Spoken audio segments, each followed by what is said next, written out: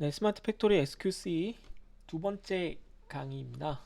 네, 품질 관리를 이제 뭐 소개하는 그런 시간인데요. 이미 맛보기 강좌에서 기본적인 그 과목 진행 방향에 대해서는 얘기를 했어요. 그래도 이제 이 과목이 도대체 뭘 하는 거냐라는 얘기를 조금은 약간은 더 좀 구체적으로 할 필요가 있기 때문에 그걸 하는 데 있어서 제일 중요한 건 과목의 이름, SQC, Statistical Quality Control 이라는 이 명칭을 여러분들한테 좀 이해시켜주는 과정이 필요할 것 같다라고 생각이 들었어요. 그래서 이제 이번 시간에는 품질 관리에 대한 소개를 할 겁니다.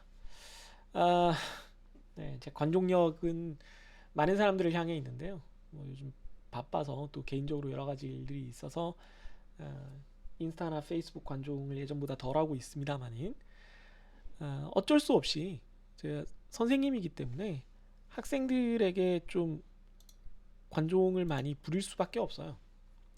그러니까 학생들이 반응을 잘 안 해줘. 뭐 여러분들이 그렇게 자라왔기 때문에 그렇다라는 건 잘 알고 있어요. 왜냐하면 초중고를 거치면서 12년 동안 혹독하게 단련이 돼 있죠. 어떤 수업에?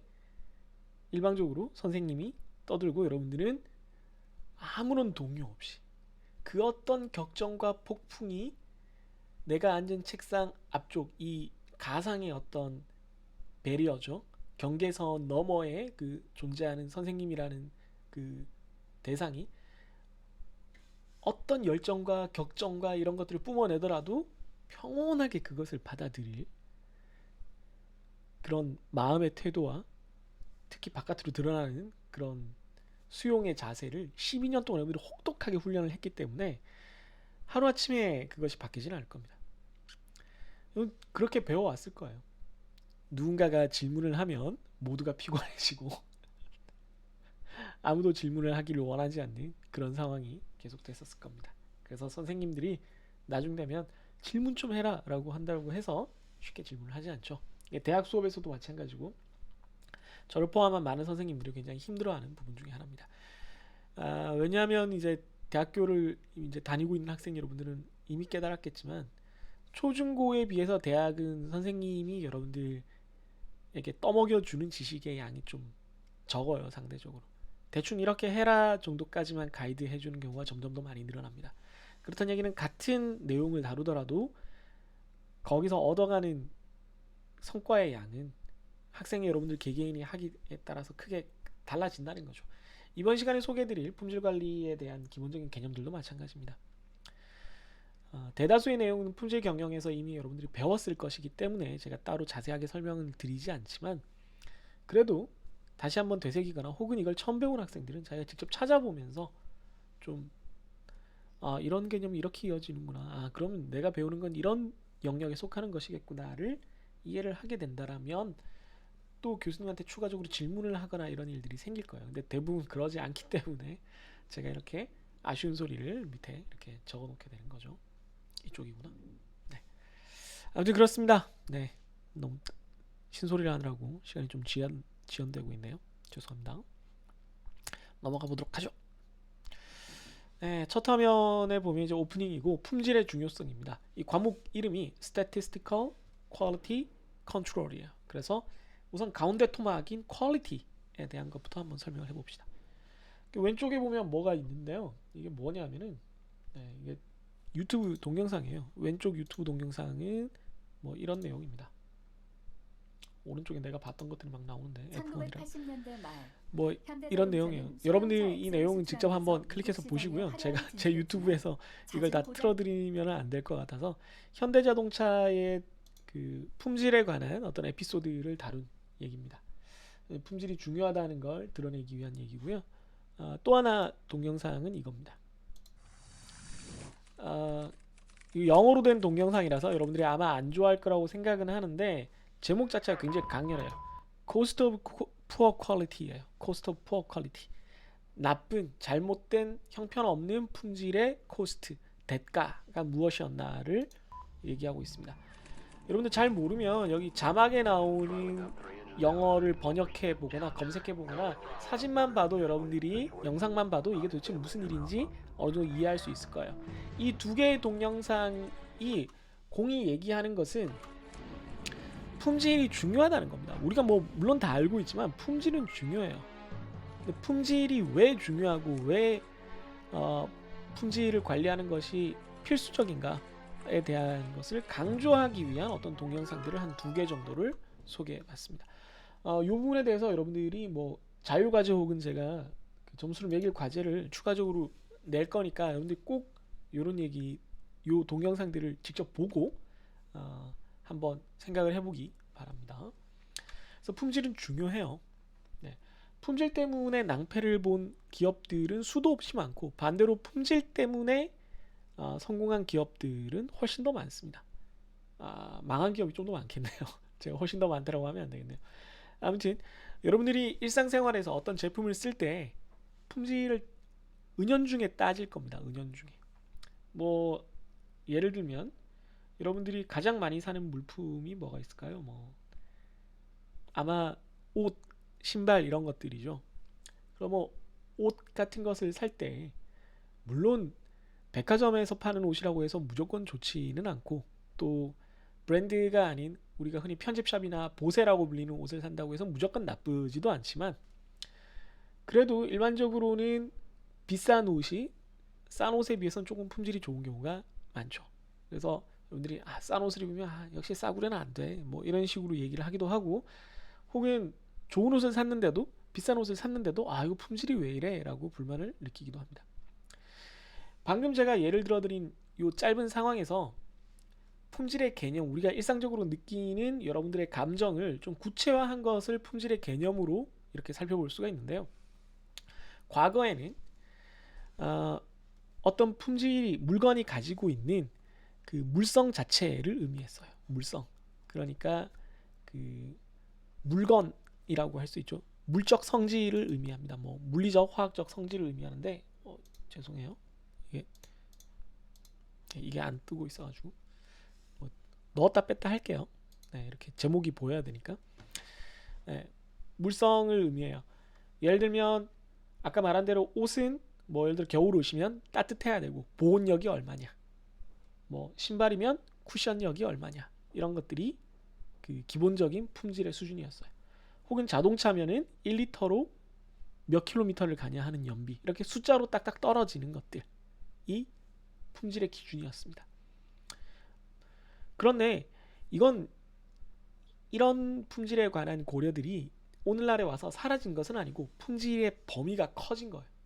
이런 것들은 당연히 포함돼야 되는 거고 자동차는 당연히 연비가 좋아야 되고 잘 달려야 되고 옷은 따뜻해야 되며 신발은 쿠션감이 좋아야 되고 이건 너무 당연한 거고 이제는 거기서 한 단계 더 나아가서 그 제품을 내가 씀으로써 소비자인 내가 사용함으로써 나한테 무슨 가치가 발생하느냐 하는 거예요. 예를 들면 이런 걸 생각해 볼 수가 있어요. 지금 안드로이드 폰이 있고 iOS 그러니까 애플 쪽 폰이 있는데 스마트폰이 있는데 이 두 진영의 스마트폰 외에도 예를 들면 여러분들은 잘 모르겠지만 노키아라든가 마이크로소프트의 소프트웨어를 쓰는 스마트폰들도 있었어요. 그 스마트폰들이 물성으로 따졌을 때 그러니까 뭐 무게감이라든가 배터리 사용 시간이라든가 화면의 크기라든가 화면의 해상도 카메라 능력 이런 것들이 다른 뭐 삼성 핸드폰이나 애플의 핸드폰에 비해서 휴대폰에 비해서 엄청 나빴느냐 품질이 그렇진 않아요. 그런데 왜 그 제품들이 시장에서 사라졌느냐 환영받지 못했느냐면 그 제품을 씀으로 인해서 사용함으로 인해서 내가 얻을 수 있는 가치가 별로 없었다는 거예요. 뭐 활용할 수 있는 소프트웨어도 별로 없고 뭐 만듦새는 좋은데 내가 쓰기에 뭐 적합하지 않아. 내가 쓸 때 만족스럽지가 않아 라는 거예요. 결국은 고객이 느끼는 만족감 고객이 이 제품을 사용을 했을 때 내가 원래 원하던 것이 있어서 그걸 이 제품이 만족시켜줬다 부합해줬다 거기에 핏했다 이렇게 부합해줬다 딱 맞았다 이런 뜻이거든요. 그렇게 만족시켜주는 그 고객 만족을 일으켜주는 가치가 존재하는 것을 우리가 품질로 보기 시작했다는 거예요. 좀 더 넓은 범위가 됐고 조금 더 추상적인 것들이 포함되긴 했어요. 과거보다. 그러니까 기업 입장에서 조금 더 까다로워진 거죠. 예전에는 무슨 장인이 도자기 만들듯 무조건 잘 만들기만 하면 됐는데, 무조건 뭐 아주 아주 오래 찌고 단단하게 만들고 그렇게 하면 됐는데, 고객 입장에서는 아니 뭐 그냥 집에서 쓰는 그릇인데 그렇게까지 막 오버 스펙으로 이렇게 지나치게 좋은 품질로 엄청 단단하게 만들어가지고 난 그런 것까진 필요 없는데, 그 품질은 나한테 큰 의미가 없는데 라고 생각한 거죠. 그러기보다는 오히려 뭐 엄청 잘 굽고 뭐 단단하고 다 좋은데요, 그러기보다는 옆에 손잡이라도 좀 하나 달아주시면 제가 그 손잡이로 이렇게 들고 내리고 하기 편하니까 그게 내가 바라는 품질입니다, 이렇게 생각하게 된 거죠. 그래서 이걸 과거에 기업 입장에서의 내가 이런 걸 만들었다라는 품질에서 고객이 내가 이런 걸 쓰면 이렇게 만족한다라는 기준으로 넘어갔다는 개념을 우리가 고객 만족이라고 하고, 다른 개념으로는 제품의 유용성이라고 부릅니다. usefulness. 이게 얼마나 쓸모가 있냐라는 거죠. 이 개념이 뭐 그렇게까지 엄청나게 새로운 개념은 아니고, 사실 품질을 잘 정의하기 위해서 아주 오래전부터 있었던 연구들, 추상적인 개념들을 품질 관리, 품질 경영 쪽 학자들이 이제 여러 가지 개념을 제안을 할 때, 여기 강의 자료에 있는 것처럼 주랑 같은 학자는 이미 그런 얘기를 했었어요. 사용성의 적합성. 방금 제가 도자기 얘기를 들었듯이 뭐 디자인이 화려하고 뭐 엄청 단단하고 뭐 엄청 좋은 황토를 썼고 이런 것보다는 도자기를 쓰려는 사람이 사용할 때 원하는 기능, 적합한 기능이 거기에 포함되어 있느냐가 품질의 기준이다 라고 얘기를 한 거죠. 그 얘기가 그 오늘날에 와서는 KSA 9000, 그러니까 우리나라에서 KS 표준으로 만든 이제 품질 기준을 말하는 거죠. 거기서는 어떻게 정의를 하냐면은 고유 특성의 집합이 요구 사항을 충족시키는 정도라고 해요. 그러니까 고유 특성이라는 말은 아까 말한 물적 특성, 뭐 기능적 특성 이런 것들을 말합니다. 이 제품의 두께가 어떻고 무게가 어떻고 안에 뭐 기능이 어떻게 작동이 되고 이런 물리적인 모든 특성의 집합이, 이것들이 다 모였을 때 그냥 그 집합으로 끝나는 게 아니라, 그런 각각의 얘는 두께가 정말 잘 만들어졌어요, 뭐 표면이 정말 매끄러워, 그러고 끝나는 게 아니라 그것들이 집합된 이 상품이 혹은 서비스가, 뭐 온라인 쇼핑몰도 하나의 상품이니까 그런 서비스가 고객이 바라는 요구사항을 어느 만큼 만족시켰냐, 부합해줬냐 하는 걸로 우리가 품질을 따지겠다는 겁니다. 아까 도자기 얘기 돌아와서 아무리 장인이 내 고집대로 최고의 도자기를 만들었다고 해도 쓰는 사람이 원하는 것에 맞춰서 만들어주지 않았다면 뭐 좋은 품질이라고 볼 수는 없다는 얘기죠. 사실 이런 얘기는 여러분들이 품질 경영에서 굉장히 많이 다뤘을 거고, 그래서 더 길게 얘기하는 거는 좀 뭐 바람직하지 않을 것 같아요. 다 이해하고 있을 거라고 생각을 하고 넘어가도록 하겠습니다. 자, 그러면 품질의 종류를 조금 더 나눠서 볼게요. 여기까지만 품질을 설명을 할게요. 품질을 뭐 여러 가지 방식으로 이렇게 나눠서 정의하기도 하고 살펴보기도 하는데, 제조 단계, 뭐 설계하고 만들고 그걸 팔고 사람들이 쓰고 뭐 이런 과정을 거칠 때 각각의 단계마다 이 품질이라는 개념이 조금씩 다르게 정의되거나 적용되는 것을 우리가 알 수가 있습니다. 예를 들면 설계 품질은 뭐 예를 들면 이런 거죠. 나는 기름 한 방울로 뭐 한 100km 정도 가는 자동차가 생겼으면 좋겠어. 그게 소비자의 요구예요. 그러니까 연비가 좋으면 좋을수록, 연비가 높으면 높을수록 난 좋다라는 거죠. 그게 소비자의 요구인데, 기업이 그럴 수 있는 능력이 없죠. 때로는 기업이 그럴 수 있는 능력이 없기도 하고, 또 때로는 기업이 그럴 수 있는 능력이 있더라도 그것을 소비자가 원하는 가격에 맞출 수 없기도 하죠. 현실적인 제약 때문에. 그런 차를 만든다면 뭐 배터리 쓰고 뭐 태양광 달고 뭐 할 수는 있을 것 같은데 돈이 무지무지하게 많이 들어가서 도저히 그걸 맞출 수가 없다. 그래서 이 두 가지를 절충을 해서 결국 어떤 제품을 설계하게 돼요.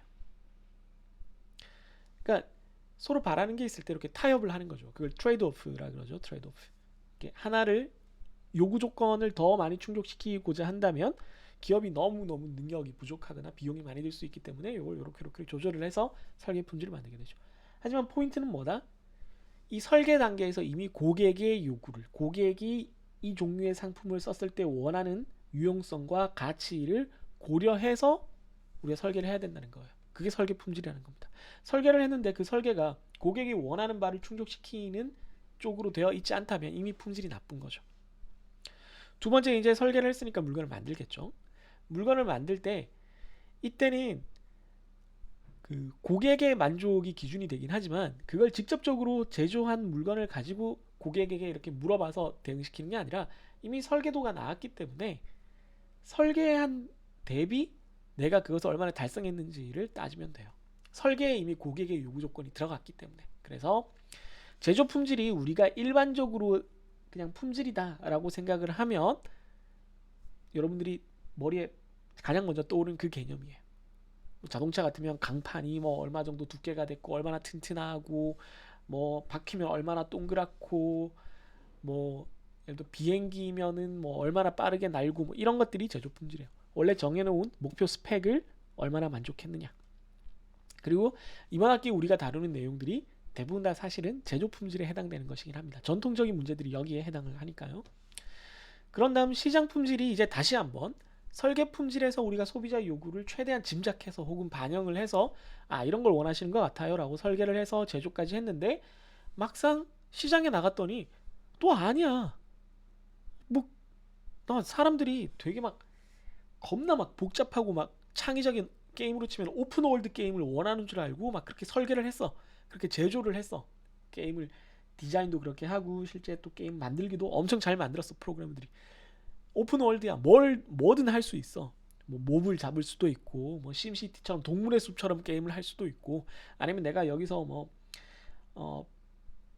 롤러코스터 타이쿤처럼 무슨 놀이동산도 만들 수 있고 아니면 마인크래프트를 그런 오픈월드야.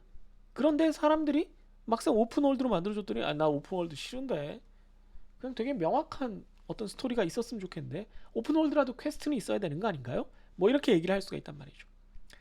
그걸 시장 품질이라고 해요.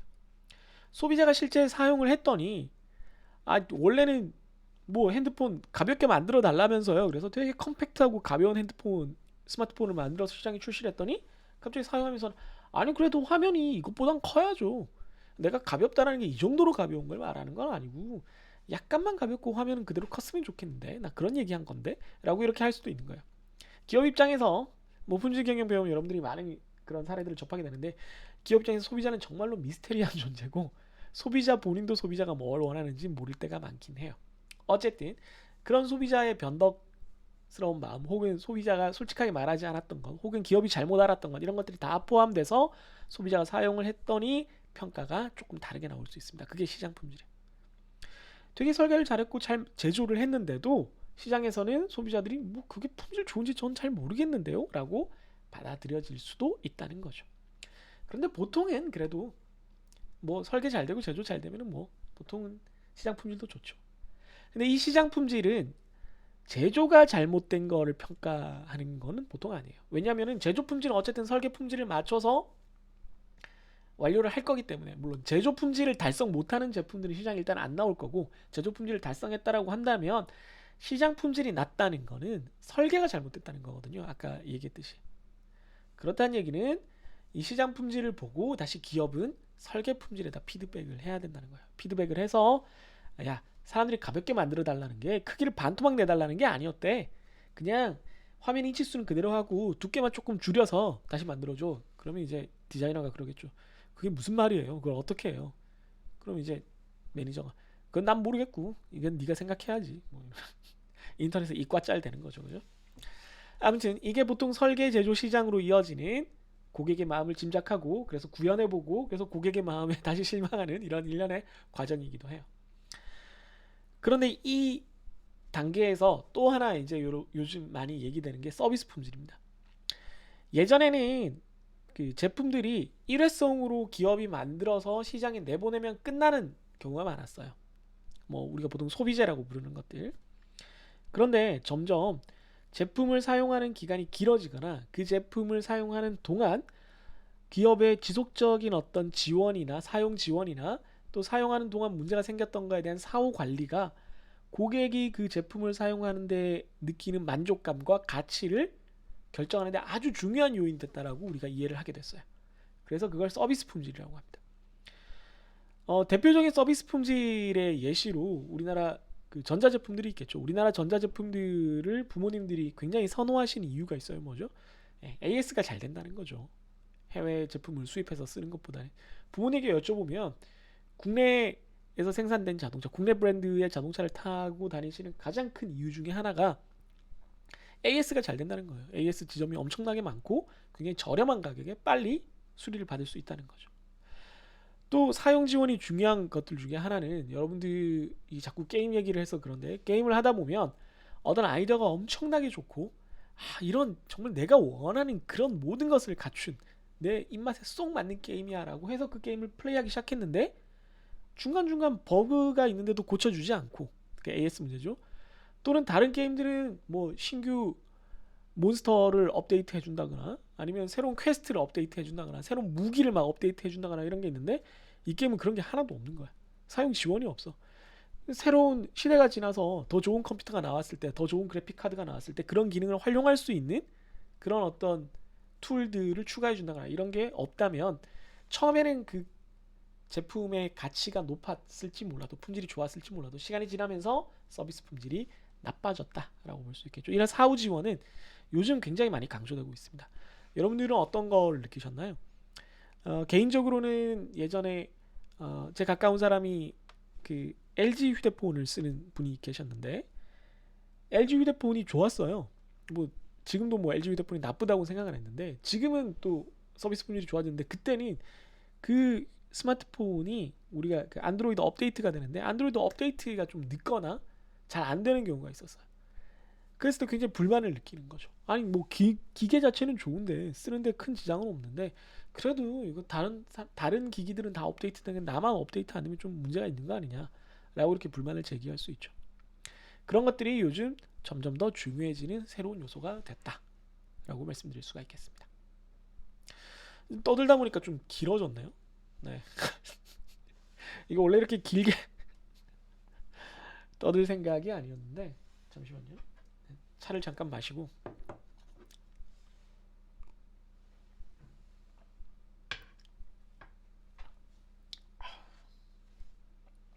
어우, 손목 아파.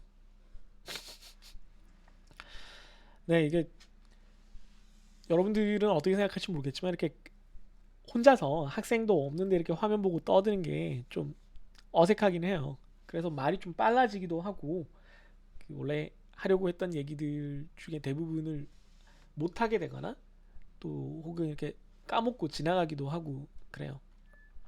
그래서 중간중간 아마 제가 동영상을, 한 강의 자료를 두 개 혹은 세 개로 이렇게 나눠서 녹화를 해서 별도의 클립으로 올리는 경우가 많을 거예요. 그거는 그 설령 한 번에 떠들더라도 나눠서 올리는 경우도 많이 있는데, 그거는 그 방금 말한 것처럼 좀 이렇게 생각을 정리하고 이렇게 다시 여러분들한테 전달해야 될 내용을 되새김질을 해서 이렇게 동영상을 만들려고 하기 때문이기도 하고, 또 하나는 평균적으로 보니까 여러분들이 한 20분, 25분 정도면은 이 동영상에 대한 모든 집중력이 사라지더라고요. 사실은 뭐 10분, 15분으로 사라지죠, 그죠? 더 짧게 만드는 게 필요한데 어떤 교수님은 그렇게 하시더라고요. 저도 좀 배워야 되는데 탄력받아서 지나가다 보면 너무 길어진 그런 감이 없지는 않습니다. 무슨 얘기를 하는지 모르겠는데, 아무튼 그래서 그 강의 자료 하나에 대한 동영상을 최대한 제가 뭐 잘게 잘라서 올리려고 노력을 할 텐데, 혹시 그렇게 되지 않더라도 여러분들이 좀 양해를 해주시고, 너무 길면 이렇게 뒷부분 얘기는 뭐 그냥 넘기셔도 사실은 괜찮겠어요. 네. 그 마지막 1분만 더 좀 얘기를 드리면, 그 저뿐만이 아니라 지금 많은 교수님들이 그 온라인 그 강의를 만들기 위해서 노력을 하고 계시고 또 온라인 강의를 지금 진행을 하고 계시는데, 그 온라인 강의를 진행하는 것이 교수님들에게 힘든 이유가, 아까도 말씀드렸지만 학생들이 앞에 없기 때문에 이렇게 일방적으로 떠드는 것이 수업을 하는 데 있어서 많은 리듬감을 많이 상실하게 하고 생각을 정리하는 것을 힘들게 해요. 또 하나의 문제는 학생들과의 피드백이 없다는 거거든요. 학생들과의 커뮤니케이션이 없기 때문에, 아까 말한 대로 여러분들이 주입식 교육에 잘 단련이 돼 있어서 절대 질문을 뭐 하거나 뭐 교수님의 질문에 대답도 잘 하지 않지만, 그래도 여러분들의 눈빛과 졸거나 안 졸거나 정도의 모습, 이렇게 날 바라보는 표정, 가끔씩 농담을 했을 때 보여주는 그래 웃어준다라는 식의 웃음, 이런 것들이 말을 하는 사람 입장에서는 굉장히 중요한데 그런 것들이 다 사라진 상태에서 강의를 해야 되기 때문에 좀 어려워요. 그렇기 때문에 제가 지금 이렇게 밑에 자막을 써놓은 것처럼 제발 그 다양한 방법으로, 최대한 많은 방법으로 여러분들이 좀 교수님과 의사소통을 해주셨으면 합니다. 제가 이런 얘기를 아마 굉장히 여러 번 할 거고, 또 그것이 달성될 수 있도록 어떤 부분에서는 여러분한테 약간씩 강제하기도 할 거예요. 네, 그러니까 여러분들이 왜 이렇게 귀찮게 굴어라고 생각하지 마시고, 내가 지금 교실에 있구나라고 생각을 하시면, 진짜 교실에서 막 1시간 3시간씩 이렇게 갇혀 있는 것보다는 쉬운 일이잖아요. 이렇게 조금만 관심을 가져주고 약간씩만 이렇게 참여 활동을 해주면 훨씬 더 교수님도 수업하기 좋고, 선생님의 수업을 듣는 여러분들도 훨씬 더 효율적으로 공부를 할 수 있을 겁니다. 네, 그럼 다음 동영상에서 보죠. 너무 길게 떠들었네요.